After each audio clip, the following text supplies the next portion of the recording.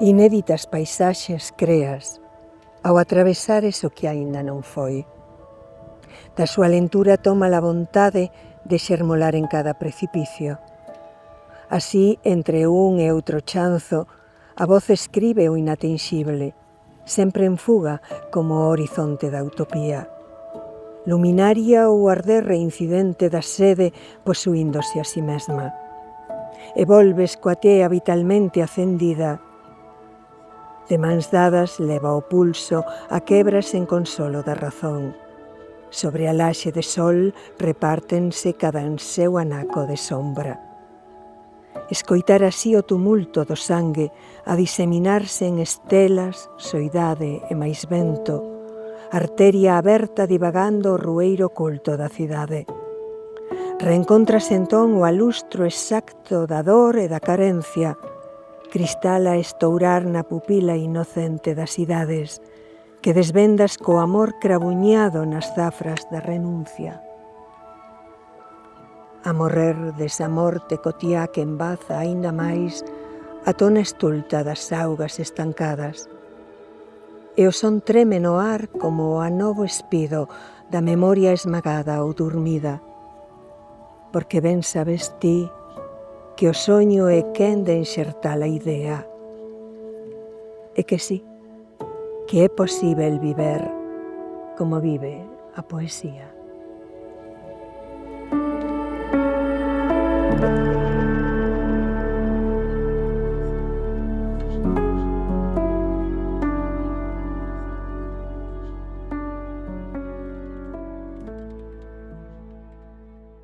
Que continúe sempre a túa música, onde principian os bosques, onde nada será óxido, onde todo será un álef que nos colme coa vida.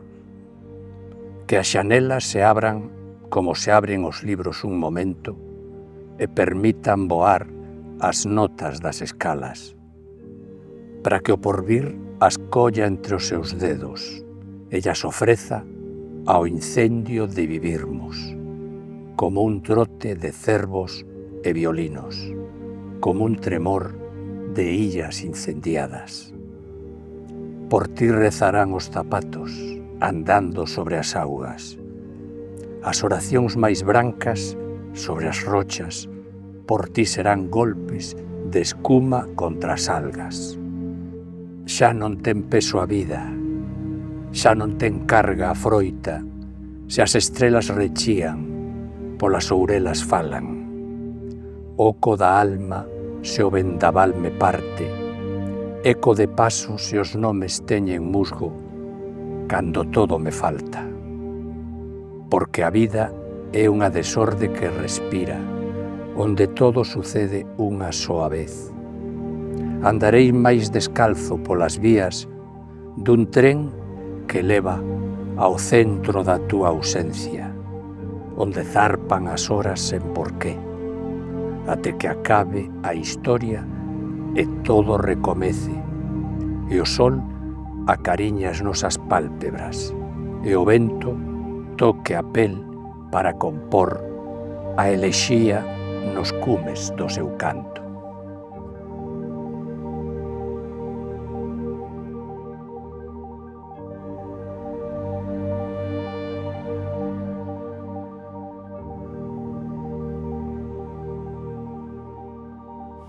Mentres María Clamores enfila cara ao polvorín, sobre a cama alcaiota de algún cuarto, unha muller procura un novo nome, que nin a comprometa nin a defina, que a rede do lugar, do propio corpo, que quede canto menos o leve rastro da beleza suspendido no aire da guerra, que sexa bonito. Logo virá outro que alguén bradará entre saloucos mentres ela ignora o reclamo, que sexa aleatoriamente bonito, como a unha melodía para o baile de máscaras.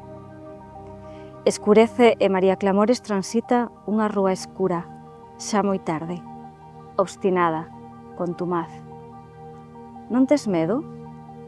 Nunca. As putas do Vilar miran por min cando paso.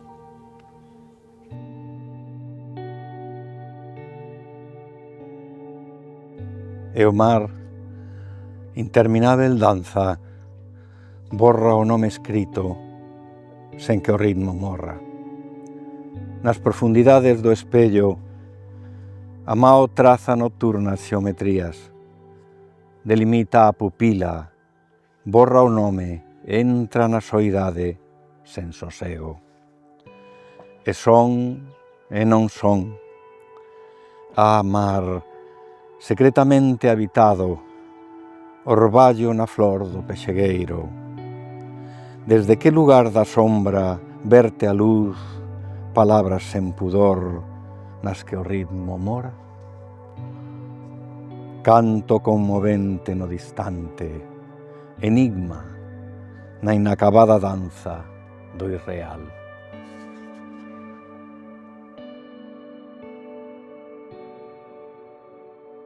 Todo canto desconcerta e convoca toda distinta a ti, fera atmosfera, respiroute en min e que máis quixera que a que cantase agora fose a túa boca, dobrando a tea deste espazo-tempo.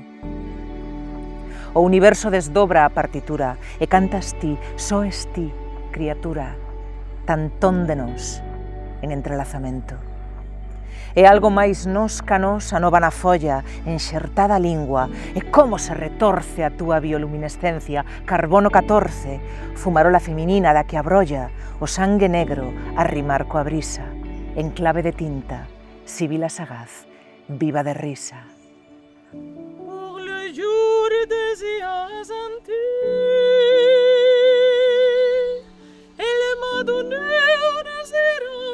Fête de Rousseau bien taillée, danse avec la blanche cire qui est douce à mes lèvres, comme le miel.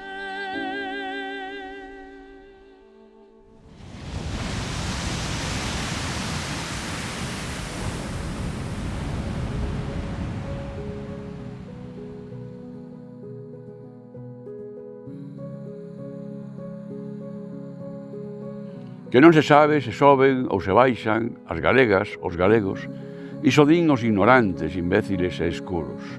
Mentres badúan, atrican, esbardallan, nós imos subindo con teimosa determinación e, cando é necesario, baixamos ao impulso de idéntico empeño. Ou subimos e baixamos a ritmo de danza, matizando os movimentos que se asustan, naturalmente, ao perfil das circunstancias e ao rumbo dos ventos. Ollade a Luisa Villalta a subir, mesmo a rubir, as escadas, as esqueiras, as escaleiras dun mundo posível, animada pola vontade íntima, poética e política de voar, de construir o seu propio ser inconfundível, o poema da paixón intelixente, as terras liberadas do Courel a Compostela. O mundo posível de Luisa separouse do noso nun chanzo baixo da idade. Tería atinxido ela alturas dun voo principal e superior, un cimo soberbio. Por ese camiño ía en ascenso e no traxecto interrompido deixou vida e obra de grandísimo valor. Vida entregada á causa expansiva e feliz da amizade, ao labor riguroso do pensamento e da creación teatral, poética e narrativa, a razón solidaria que alicerza a construción do soñado e posível país das nubes. Que as nubes son sustancia sólida da altura a que, con teimosa vontade, imos ascendendo, digan o que digan os rumorosos.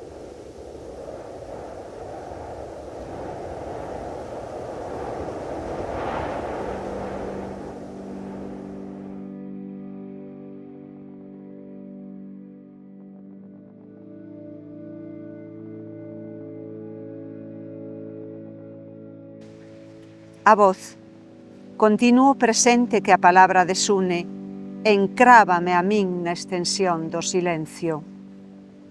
Eleximos estes versos, preguntamos, que é a voz? Por que a palabra, voz articulada, desune a presenza, o presente continuo? Por que, cando se produce a escisión, o poema se encrava na extensión do silencio? É certo que os poemas que asina Luisa Villalta avanzan mediante a oposición de contrarios e tenden a síntese.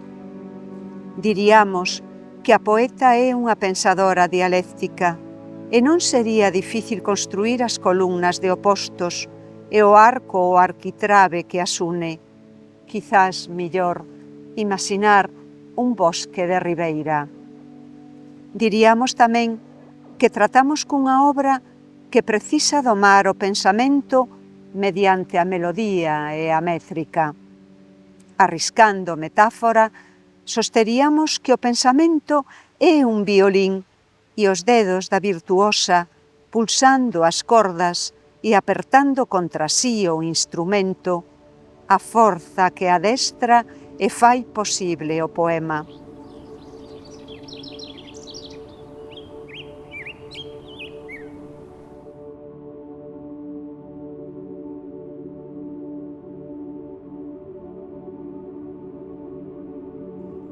Espertáronme a dor de cabeza e unha luz. Aínda era noite. Erguínme as atoutiñadas. A luz dentro do cuarto resultaba particularmente intensa, branca, leitosa, como a que imaginaba de nena no colexio cando nos lían as historias sagradas, sobre todo aquela do paraíso antes da serpe e do anxo. A luz era branca e invadía o cuarto e eu entendina como unha alusión, unha chamada e o tempo percibín en min unha sensación de agobio, algo perentorio, un afán, un calafrío. A dor de cabeza persistía. Descalza e vestida coa roupa de dormir, ollei pola fiestra. Alí fora non había luz branca, só o bafo alaranxado das farolas da noite e a difusa sombra do silencio.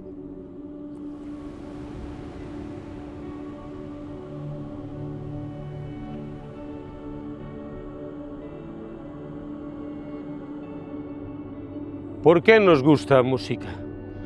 Nunca lle preguntei a Luisa Villalta por esta cuestión elemental, mais poucas veces formulada. E mágoa, porque estou certo de que reflexionou fundamente sobre o asunto. Mesmo nos deixou unha obra, maravilloso legado, que abeira moi de preto tal pregunta. O outro lado da música, a poesía. Como toda a súa xeración, Luisa sentiu a necesidade de romper, de quebrar a relación cunha educación e un conxunto de valores herdanza directa da dictadura. Tras da longa viaxe interior, achou, por fin, esa música, onde vibraba en plenitude o seu propio ser. O meu nome é o da cidade alta, nacido onde a luz e o mar se están orixinando mutuamente. E esa música estaba aquí, en concreto, título do seu derradeiro poemario, na súa cidade, A Coruña. Un son elemental e profundo, mas ata entón case sempre inaudible baixo o ruído dos tópicos. Dende os nomes olvividos dos barrios, Agrela, Peruleiro, Labañou, ata esa cántica cósmica que resoa cada tarde cando o sol se deita no océano, no medio do mar, do Orzán. Por que nos gusta a música? Porque unha serie de golpes repetidos causa en nós un prazer estético. Xa que ata aquí chegaches, cómplice, sen Luisa, atrévome a darche unha resposta.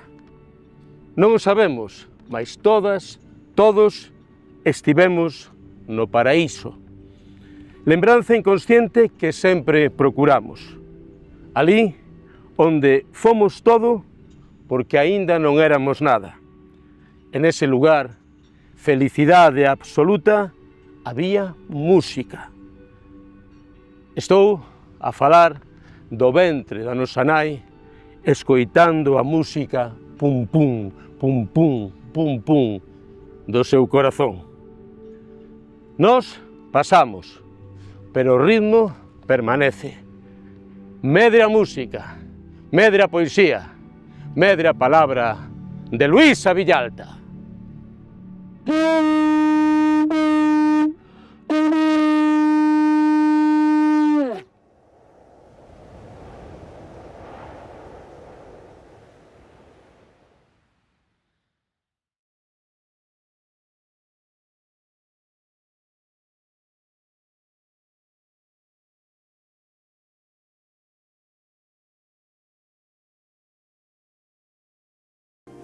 Coas mans avanzamos na lectura, páxinas que nunca serán escritas, infinitas os dedos non as contan. Como a viuvez, brancas. Brancas palabras de hospital, escarban no corpo, seméntanse soas, magoan crecedeiras, como a vides hinchadas estrangulan.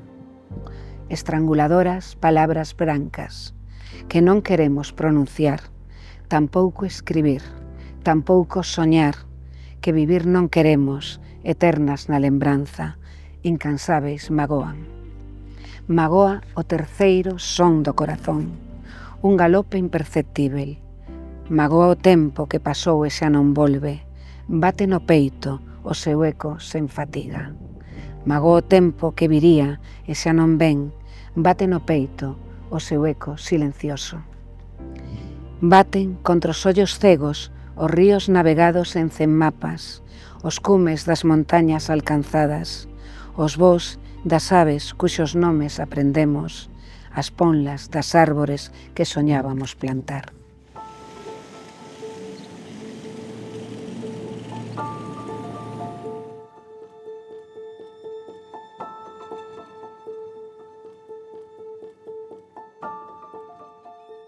En noite fría e chuvia, Compostela, saímos da barricada na pedra contra o piche. Ti deixara o coche demasiado lonxe e eu estaba poeta e estreaba carné e atrevemento. Nalgún momento da fría noite, chuvia, Compostela, deixeite tecendo o contrapunto do verso e da caída. No en vez dese instante, fixeche este noite, se cabe máis escura, e fría chuvia e eu, silencio.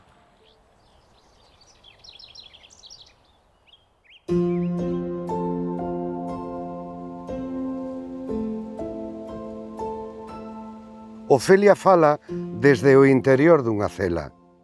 A cela ten unha porta. Vai vestida cun traxe de noiva coroada por un veo que lle cobre a cabeza. Leva un ramo de flores murchas nunha man. Unha fila de barrotes interponse entre ela e os espectadores. Soa sempre a chacona da partita para violín solo de Bach, que produce un violín, lusco-fusco. Ofelia, paseando con decisión. Sinto moito comunicarlles que non haberá casamento, nin ágape nupcial.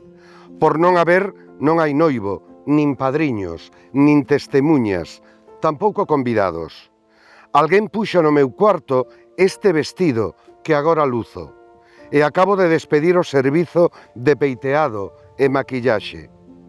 Nacín á beira do mar bravo do Orzán, e desde cativa sempre soñei cunha viaxe que principiaba na última liña do horizonte, alén do Monte San Pedro. Eu vin cos meus ollos as terras de Irlanda no espello da torre. Soñei moitas vidas, todas as que ninguén me ofrecía porque ninguén me preguntaba. Decidían por min sen preguntarme, sen mirarme aos ollos e ao corazón. Señoras e señores, Ofelia Cedeira Pillado non vai casar. Non sei se os decepciono, pero eu podo asegurarlles que son moi feliz tomando esta decisión, abrindo este camiño.